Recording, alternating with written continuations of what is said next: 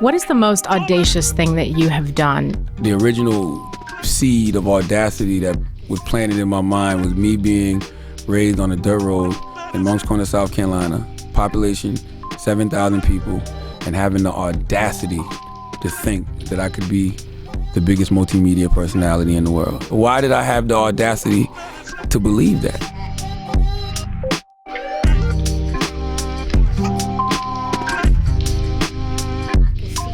What does it feel like to have people call you the God?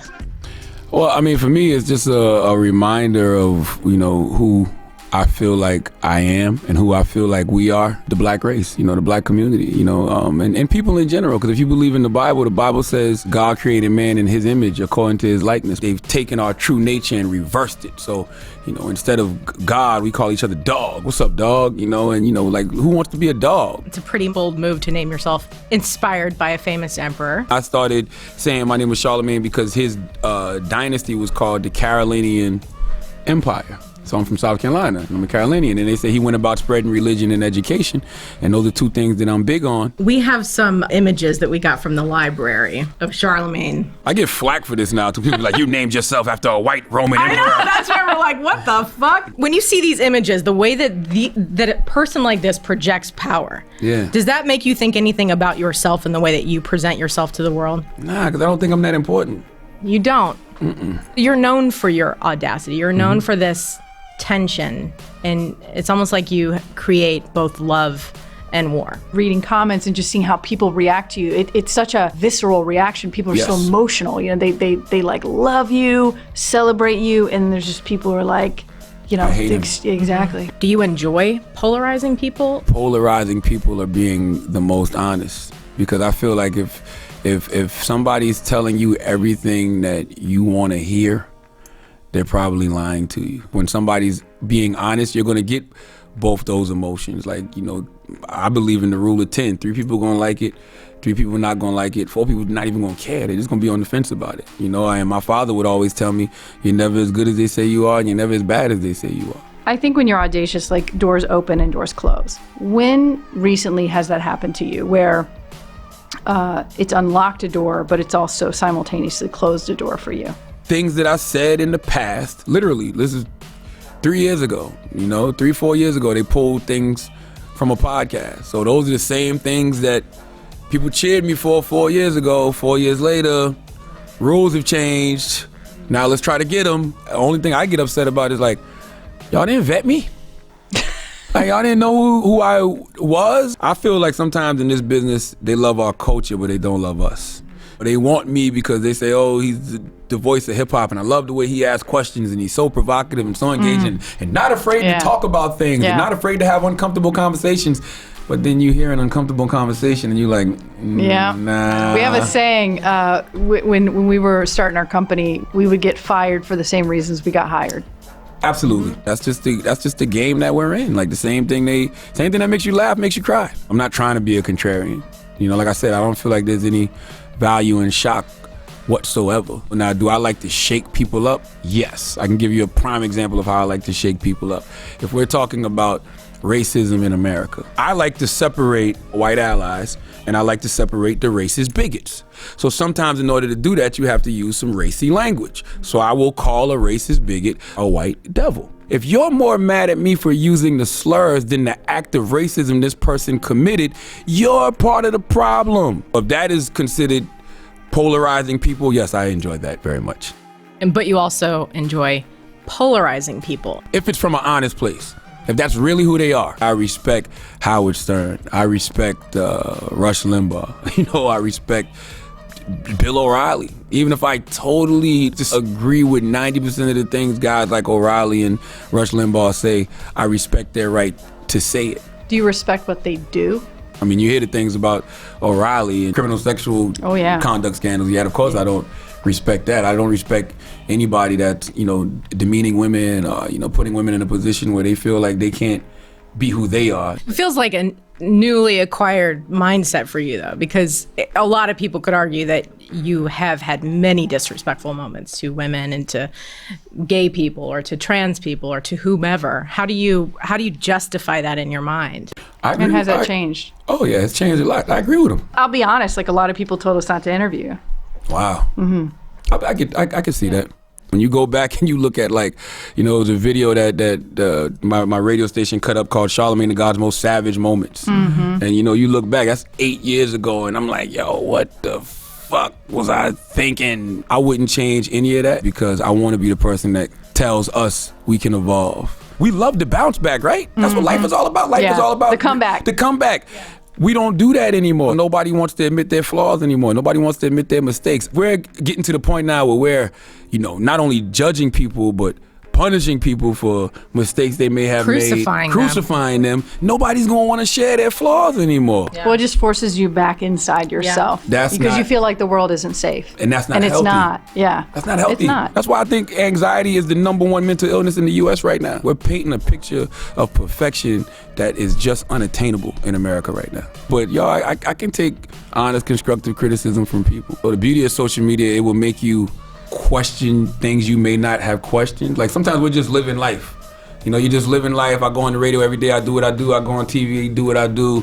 And then you start to realize, oh shoot, I do have an impact on people. And then you start seeing narratives about yourself. And then you start having real conversations with yourself and real conversations with people around you that love you. And then people that really love you tell you, like, nah, you can really tighten up on this. And, you know, nah, you went a little too far with that. I'm more concerned when people who actually know me dislike me.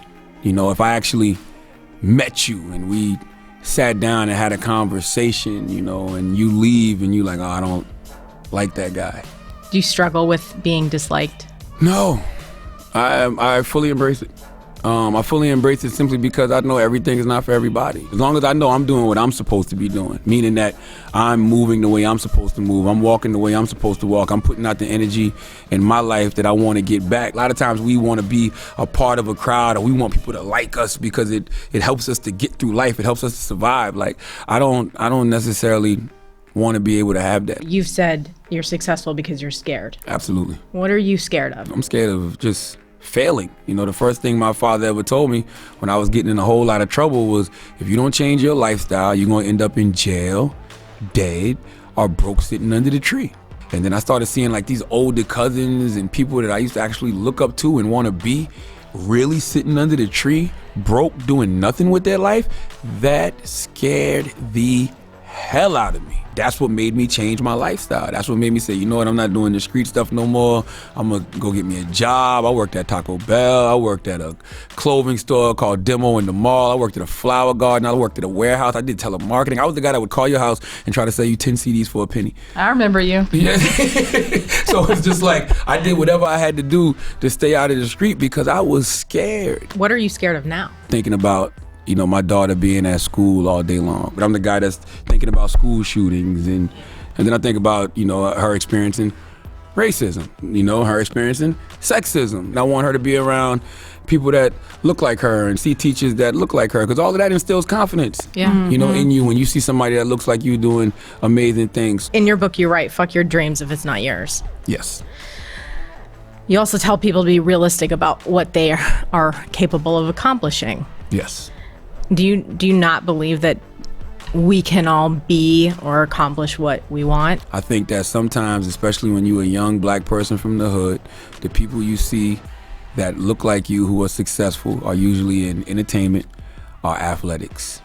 And if you look at the percentage of people who are actually successful in those fields, it's literally like 1 in a billion, 1 in 2 billion. It's like you better off playing the Powerball Mega Million. Go figure out what it is that you want to do, because I really truly feel like we all have something inside of us that God gave us. What's your gift? What is my gift? Probably audacity. Like probably really truthfully, probably just the audacity to feel like I could do something great. What is the line between audacity that inspires people and unites people and the kind of audacity that does divide people? Oh man, I mean, I think the audacity that divides people is intentionally divisive. I think that we really live in a society right now where people feel like they can say anything. Yeah. Including yourself. Including myself. Yeah. But the difference between me and everybody else is I understand freedom of speech, but I understand that, there's a cost to freedom of speech. And if you're not ready... Because you paid it yourself? Yeah. And if you're not ready to pay, then shut the fuck up. I have to be ready to deal with whatever consequences come back to me from the things that I've said. In the past few years, I've just understood the power of my words more. Because I think that a long time I've always thought about the intention of things that I say. As long as the intention is good, like I'm not attempting to be malicious or I'm not attempting to be provocative. But I realize like that's not the case. You have to worry about impact sometimes. The words are power. So I worry more about impact now than I do intention. Because you've got your ass handed to you, or because you've matured, or both. Combination of both. I was with Tomi Lahren, and that's the one time I met her in my life, and it became this whole narrative online. Charlamagne Tha God hates black women. Well, what did you say that you think black women should be more like her? Or something? Well, no, but the tweet actually was, it would be dope if a woke woman of color created a platform to control our narratives the way Tomi Lahren did.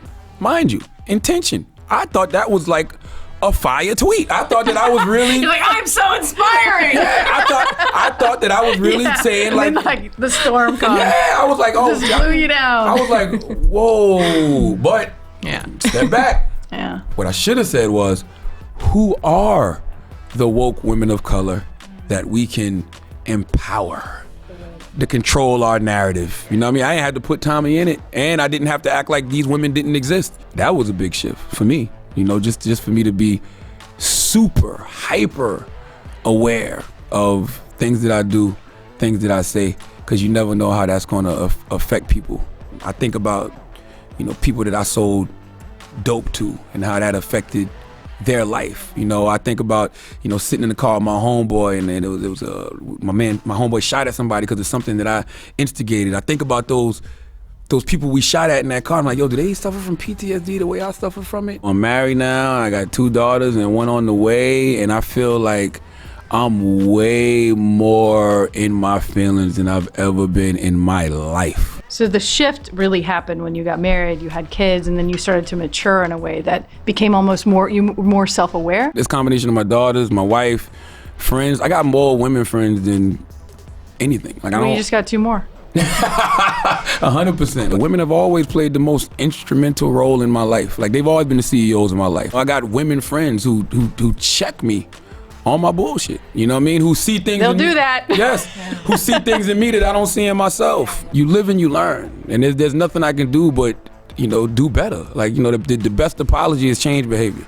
Have you ever went back to any of those people? People that you feel that have haunted you, or situations that have haunted you? Have you ever went back to those individuals and said you were sorry? Nah, I try to pay it forward by just like, especially in my community in Moncks Corner, South Carolina, because that's why I raised hell. I was a terror there. I love going back to Moncks Corner simply because I get that innocence back. I get to go sit on my grandmother's porch, even though she's deceased. I go sit on her porch, and like, that's why I dared to dream. I'll go, sleep in the room that I grew up in, where everything that I'm going through now, I envisioned, back then. I think the only audacity I have now is I guess the same audacity I had then, which is the audacity to think that I can actually change the world in some way, shape, or form. I mean, that's the reason I wanted to be in media to begin with, like actually shift culture and move culture forward.